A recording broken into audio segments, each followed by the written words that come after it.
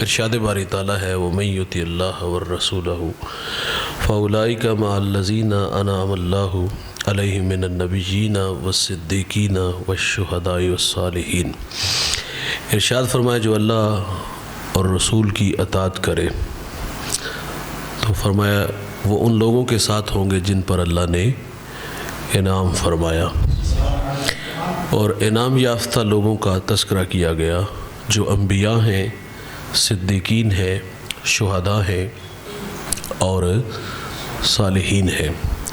اور آگے ارشاد فرمایا وَحَسُنَ أُولَٰئِکَ رَفِیقًا، اور فرمایا کیا ہی اچھے ساتھی ہیں۔ اس آیا مقدسہ کا شان نزول سنیے گا۔ حضرت ثوبان رضی اللہ تعالی عنہ بارگاہ خیر الانام میں حاضر ہوئے، چہرے پہ اداسی تھی۔ حضور نے وجہ پوچھی کہ آپ اداس ہیں، پریشان ہیں، خیریت تو ہے؟ تو عرض کی حضور مجھے اس بات نے تڑپا دیا، اس خیال نے مجھے تڑپایا کہ کل آپ جنت میں اعلیٰ مقام پہ ہوں گے اور ہم اس درجے میں نہیں ہوں گے، نیچے درجے میں ہوں گے۔ یہاں تو ہماری موج لگی ہے، جب دل اداس ہوا تو آ کر کے آنکھیں ٹھنڈی بھی ہوئی، من کو قرار بھی نصیب ہوا۔ تو اس بات نے پریشان کیا کہ وہاں کیا بنے گا۔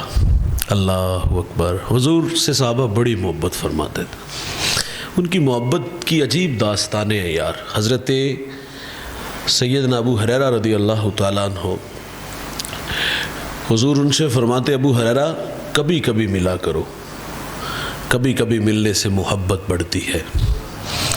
یہ بات حضور نے ارشاد فرمائی۔ آپ اٹھے اور مسجد نبوی کے ستون کی اوٹ سے ہو کے پھر آ کے بیٹھ کے اور آ کے کیا کہتے ہیں؟ حضور دل ہی نہیں لگتا، حضور دل ہی نہیں لگتا۔ حضور کا ظاہری وصال ہوا، مجھے اس صحابی کا نام خانہ ذہن سے الجھ گیا۔ ان کے بیٹے حاضر ہوئے، عرض کیا ابا جان حضور کا وصال ہو گیا، اور آپ نے یوں ہاتھ اٹھا لیے اور اللہ سے عرض کی مالک میری آنکھوں کی بینائی لے جا، یہ آنکھوں کے دیدے اس لیے روشن ہیں کہ یہ تیرے محبوب کو دیکھیں۔ حضور نہیں رہے تو ہم نے ان آنکھوں کا کیا کرنا؟ تو اللہ نے ان کی دعا کو قبول فرما لیا۔ تو صحابہ کی بے پناہ محبتیں تھیں، وہ اداس ہو جاتے جب صحابی رسول نے حضرت ثوبان نے عرض کیا کہ حضور یہاں تو آنکھیں ٹھنڈی ہوتی ہیں، من کو قرار نصیب ہوتا ہے، تو جنت میں آپ اعلیٰ مقام پہ ہوں گے۔ تو مجھے اس بات نے تڑپا دیا ہے۔ تو جبریل علیہ السلام جو ہے وہ یہ آیا مبارکہ کو اس وقت نزول ہوتا ہے کہ جو اللہ رسول کی اطاعت کرے تو کیا ہوگا؟ وہ ان لوگوں کے ساتھ ہوں گے جن پر اللہ کا انعام ہے۔ اور وہ انعام یافتہ لوگ کون ہیں؟ وہ انبیاء ہیں، صدیقین ہیں، شہداء ہیں اور صالحین ہیں۔ تو حضور کا یہ بھی فرمان ہے، حضور فرماتے قیامت کے دن بندہ اسی کے ساتھ اٹھایا جائے گا جس سے وہ محبت کرتا ہوگا۔ اور اب میں اور آپ اپنی اپنی محبت کا معیار دیکھ لیں کہ ہمیں محبت کس سے ہے زیادہ۔ تو جنت میں اس کا قرب ملے گا جس سے محبت کرتا ہوگا۔ حضور نے ربیہ کو فرمایا نا، سل ربیہ، مانگو کیا مانگتے ہو۔ اور یہ وہ صحابی ہیں جنہیں اعزاز ملا، یہ حضور کو وضو کروایا کرتے تھے۔ حضور فرماتے ربیہ جو مانگو گے عطا ہوگا۔ عرض کی حضور آرزو ہے جس طرح دنیا میں آپ کی رفاقت نصیب ہوئی ہے، جنت میں بھی آپ کا پڑوس نصیب ہو جائے۔ تو حضور فرماتے جنت مل گئی، اور ساتھ فرمایا کہ کثرت سجود کے ساتھ میری اعانت کرنا۔ یہ ان کا پیار تھا صحابہ کو۔ حضرت بلال حبشی رضی اللہ تعالیٰ عنہ کا جب وصال کا وقت قریب آیا نا، تو بیوی کہنے لگی ہائے افسوس جدائی کی گھڑی قریب آ گئی۔ تو آپ فرماتے یہ نہ کہو کہ جدائی کی گھڑی قریب آ گئی، بلکہ یہ کہو کہ اب وصل کی گھڑی قریب آ گئی، کل میں اپنے محبوب سے اور صحابہ سے ملنے جا رہا ہوں۔ تو یہ تھی ان کی محبتیں۔ تو یہاں تذکرہ کیا گیا ہے جو انعام یافتہ لوگ ہیں، جو اللہ رسول سے محبت کرتے ہیں، قیامت کے دن اعزاز کیا ملے گا؟ انبیاء کے ساتھ، شہداء کے ساتھ اور صالحین کے ساتھ وہ لوگ اٹھائے جائیں گے۔ یہاں کچھ لوگوں کا تذکرہ جس میں صدیقین بھی ہیں اور شہداء بھی ہیں، اور آج میں نے شہداء پہ گفتگو کرنی ہے کیونکہ اس ماہ مقدس میں حضرت امیر حمزہ رضی اللہ تعالی عنہ کا یوم شہادت ہے، اور آپ سید الشہداء ہیں، اور سید الشہداء کا لقب میرے رسول صلی اللہ علیہ وسلم نے حضرت امیر حمزہ کو عطا فرمایا ہے۔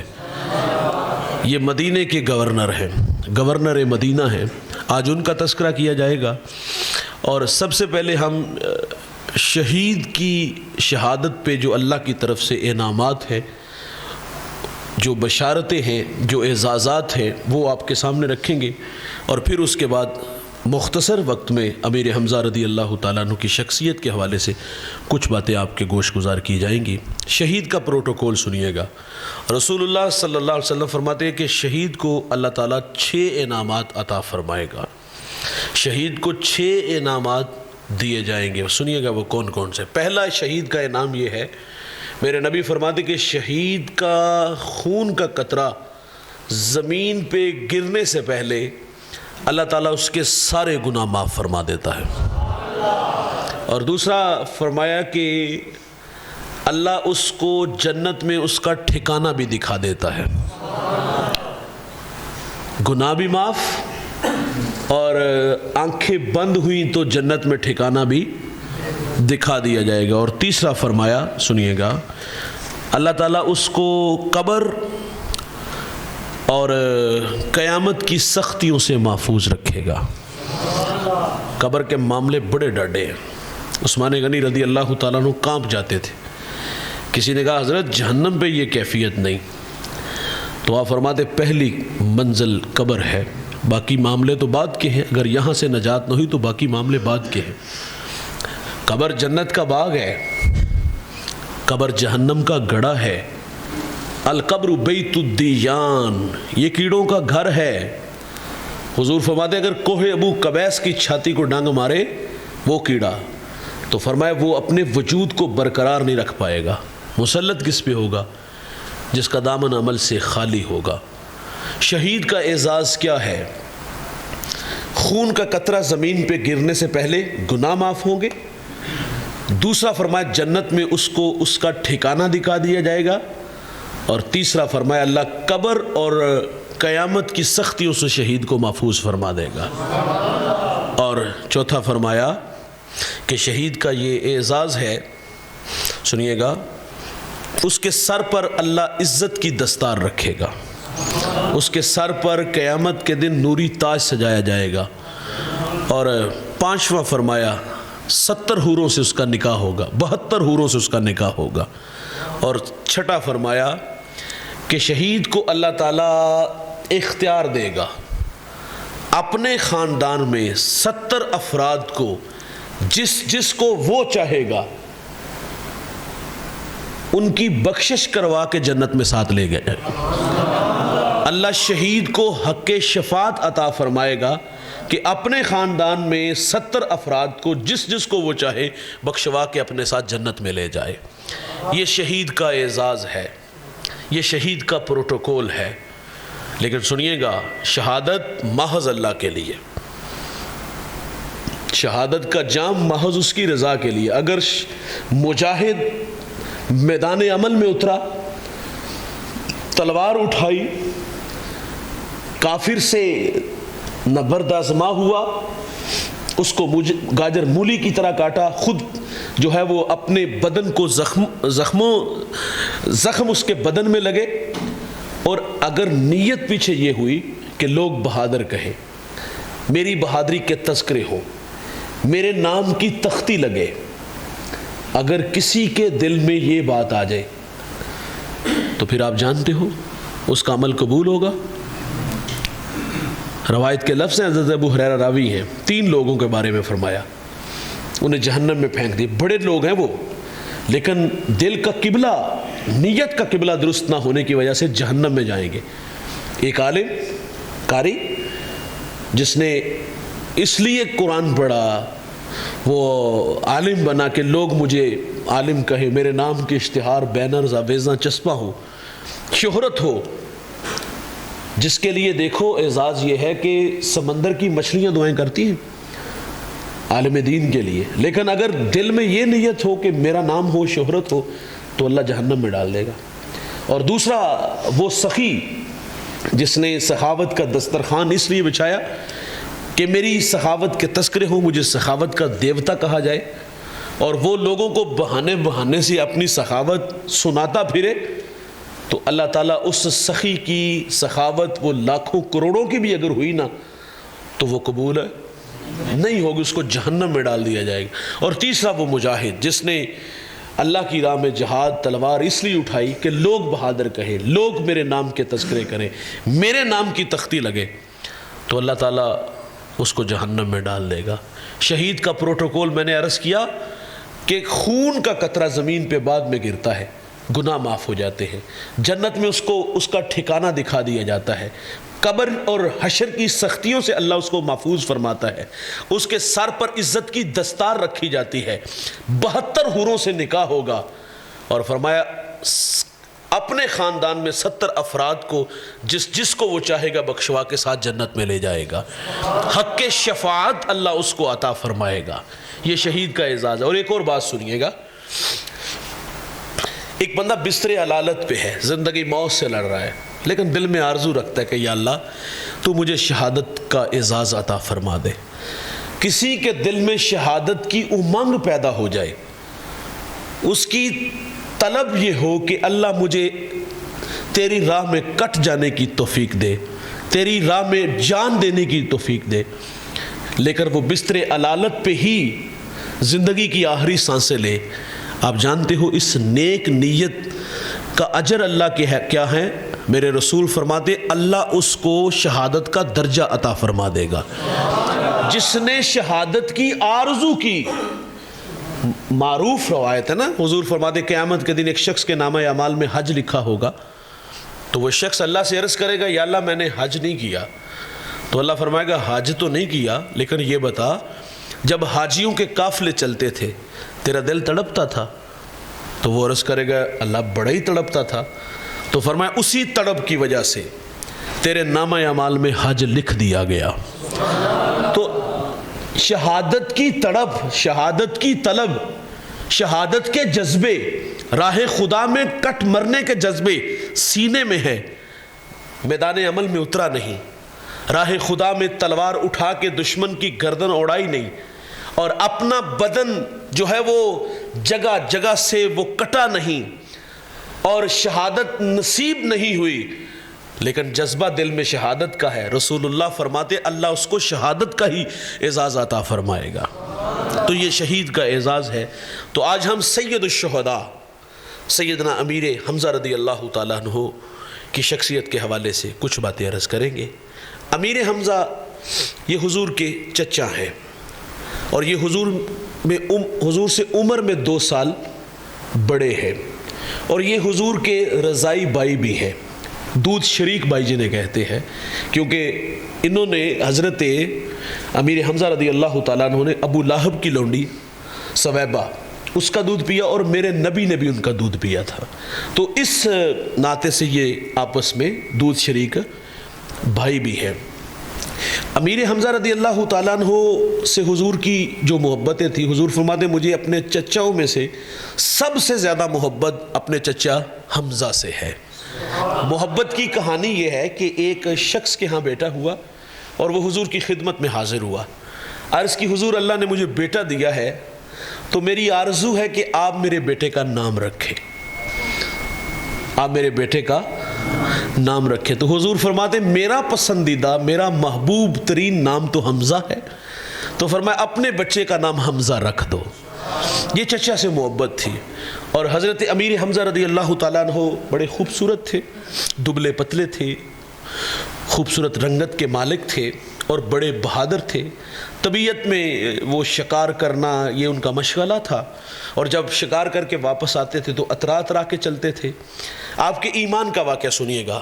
حضرت امیر حمزہ رضی اللہ تعالیٰ عنہ شکار سے واپس آ رہے تھے تو دو لونڈیاں آپس میں بات کر رہی تھی. اگر اس سے پتہ ہوتا نا کہ ابو جاہل نے ان کے بھتیجے کے ساتھ کیا سلوک کیا ہے تو یہ چال نہ ہوتی، کیونکہ اللہ کے حبیب صلی اللہ علیہ وسلم گھر سے صحن حرم کی طرف تشریف لا رہے تھے. راستے میں عبداللہ ابن جدعان کا گھر آیا تو وہاں ابو جاہل کا سامنا ہوا تو اس نے بدتمیزی شروع کی اور نوکیلا پتھر اٹھا کے حضور کو وہ پتھر مارا تو حضور زخمی ہو گئے.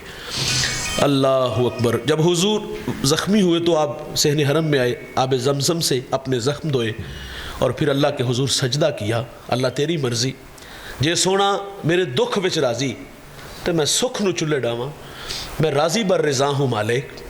اور وہ لونڈیوں نے جب آپس میں بات کی نا کہ اگر اسے پتہ ہوتا کہ اس کے بھتیجے کے ساتھ ابو جاہل نے کیا سلوک کیا تو یہ چال نہ ہوتی، یہ ٹور نہ ہوتی.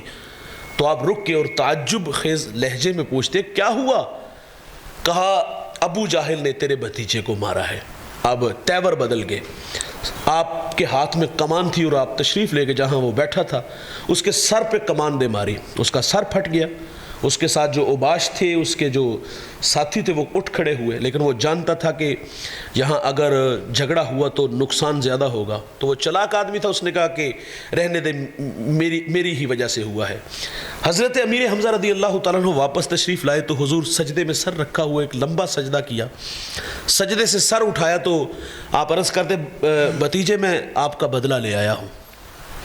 تو حضور کیا فرماتے ہیں؟ شکریہ ادا کیا. بلکہ حضور فرماتے چچا میں خوش نہیں ہوا.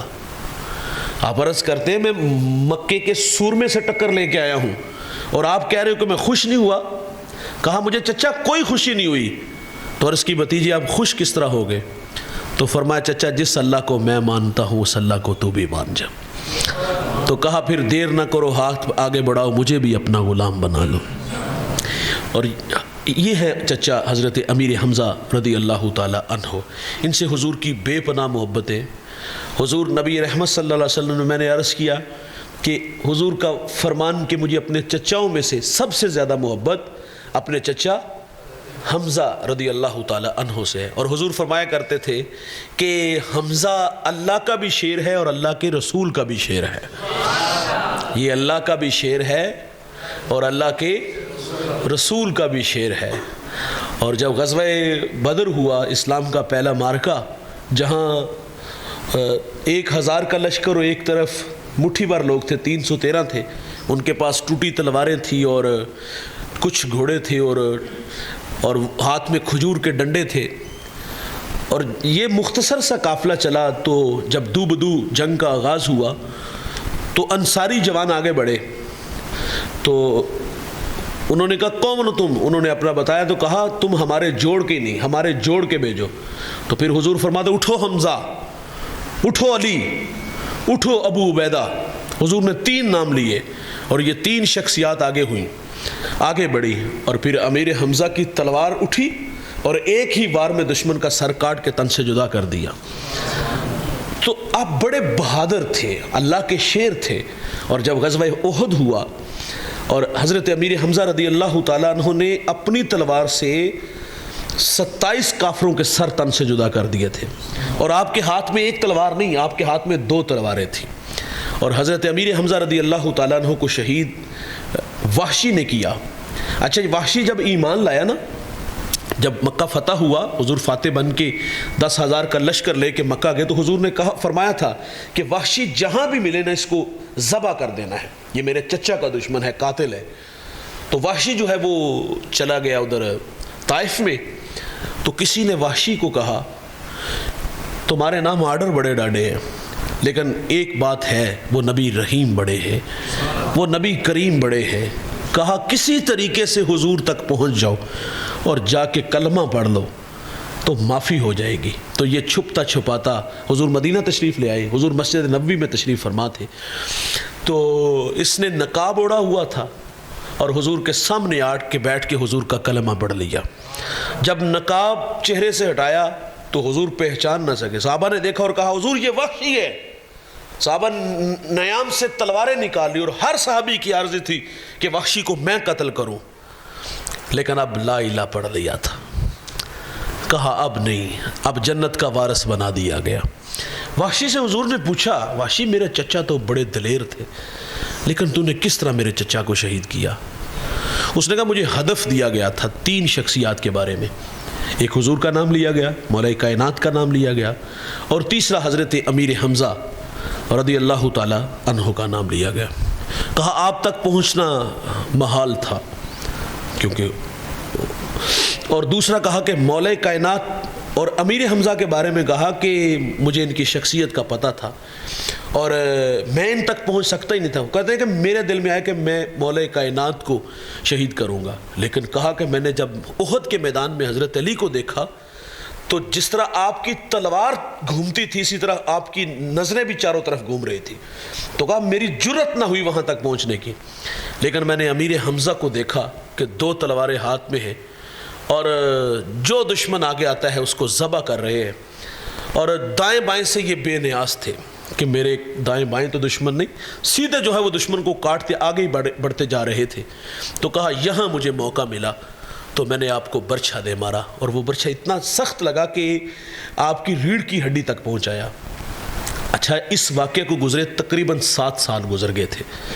جب وحشی نے یہ ساری بات سنائی تو حضور اتنا روئے کہ حضور کی ساری داڑھی آنسوں سے تر ہو گئی. اور پھر وہاں حضرت وحشی رضی اللہ تعالیٰ عنہ کو حضور فرماتے ہیں تجھے جنت کا وارث بنا دیا گیا، لیکن ایک مہربانی کرنا کہ میرے سامنے نہ آنا، کیونکہ تم جب سامنے آتے ہو تو مجھے اپنے چچا یاد آتے ہیں. اور حضرت وحشی ساری زندگی تڑپتے رہے، یا اللہ مجھے موقع دے کہ میں اسلام کے لیے کوئی اپنی خدمت پیش کر سکوں. اور پھر آپ جانتے ہو جب حضرت سیدنا صدیق اکبر رضی اللہ تعالیٰ عنہ کے دور میں مسلمہ کذاب نے نبوت کا وہ دعویٰ یہ حضور کے دور میں اس نے کیا، اور اس کے ساتھ بہت سارے لوگ جڑ گئے، اور پھر حضرت خالد بن ولید رضی اللہ تعالیٰ عنہ کی قیادت میں اس کی سرکوبی کے لیے حضرت سیدنا صدیق اکبر نے بھیجا.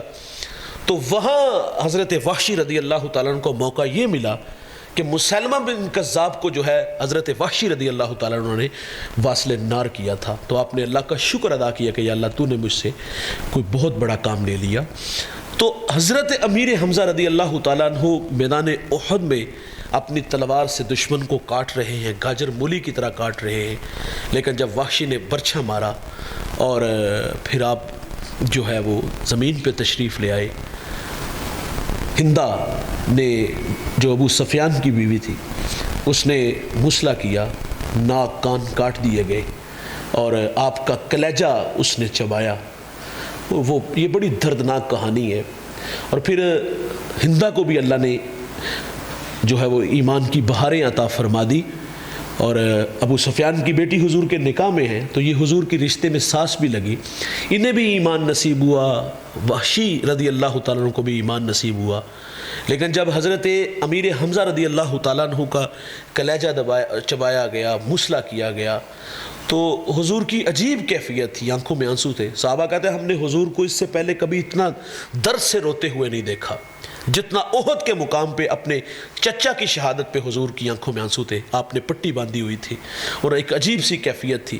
اور جب شہداء کی لاشیں اکٹھی کی گئیں اور پھر کیونکہ مہاجرین میں تھوڑے لوگ شہید ہوئے اور انصار میں زیادہ ہوئے تھے اور ان پہ رونے والے بھی زیادہ تھے. اس وقت نوحہ حرام نہیں تھا، اس وقت ابھی حکم نہیں آیا تھا، تو امیر حمزہ رضی اللہ تعالیٰ عنہ پہ رونے والے تھوڑے تھے. تو حضور کی آنکھوں میں آنسو آگے، فرمایا میرے چچا پہ رونے والا کوئی نہیں.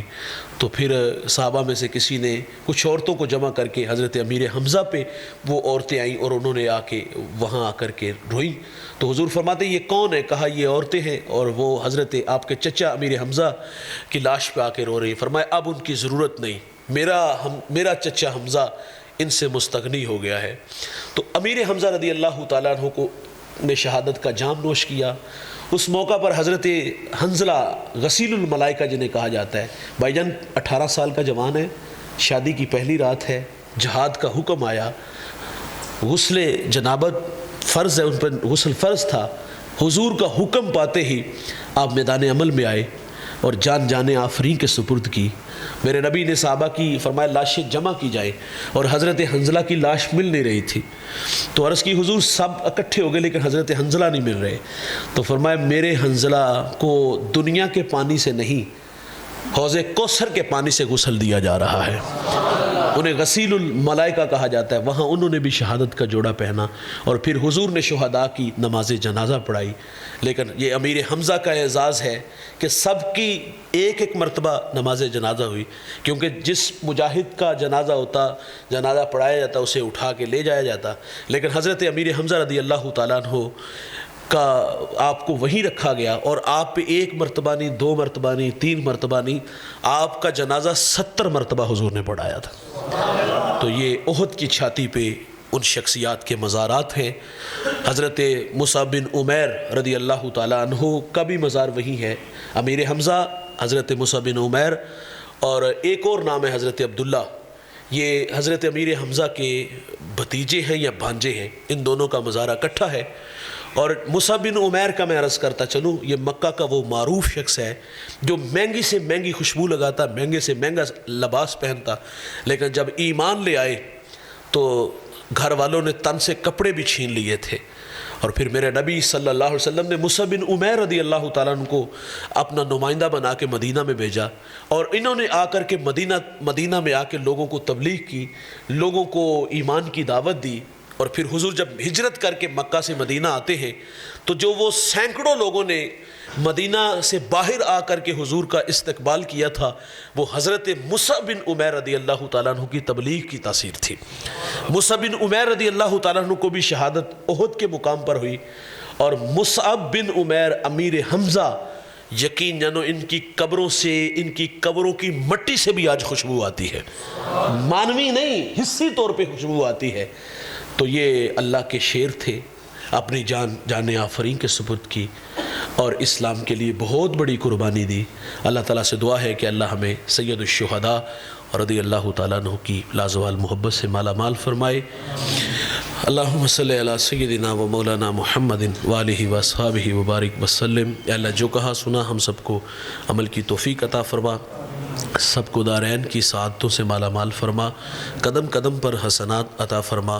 اللہ زندگی شان کی موت ایمان کی عطا فرما، سب کی جولیاں رحمت و رضوان سے بھرپور فرما۔ ظہیر بھائی، دیگر جو ان کے رفقا دوست جن کی محنت سے ہم سب جوان ہوتے ہیں یہاں، اے اللہ ان بچوں کی محنت جستجو کاوش اپنی بارگاہ میں قبول فرما۔ اے اللہ قرآن کی نوکری میں زندگی اور اسی نوکری میں اللہ موت نصیب فرما۔ اللہ خاتمہ ایمان پہ فرما۔ اللہ ہمیں صرف اپنا محتاج بنا، صرف اپنا محتاج بنا، غیروں کی محتاجی سے محفوظ فرما، اپنی رضا والی بندگی والی زندگی عطا فرما۔ اللہ ہمارے فوت شدگان کی مغفرت فرما، ہمارے والدین کی مغفرت فرما۔ اللہ ان کی قبروں کو ٹھنڈا، منور، خوشبودار بنا۔ اللہ ان کے اچھے اعمال قبول فرما۔ کوئی غلطی ہوئی ہو تو اپنے کرم سے معاف فرما، ہماری دعائیں ان کے حق میں مستجاب فرما۔ صلی اللہ تعالیٰ علی النبی الامین وآلہ وصحبہ اجمعین۔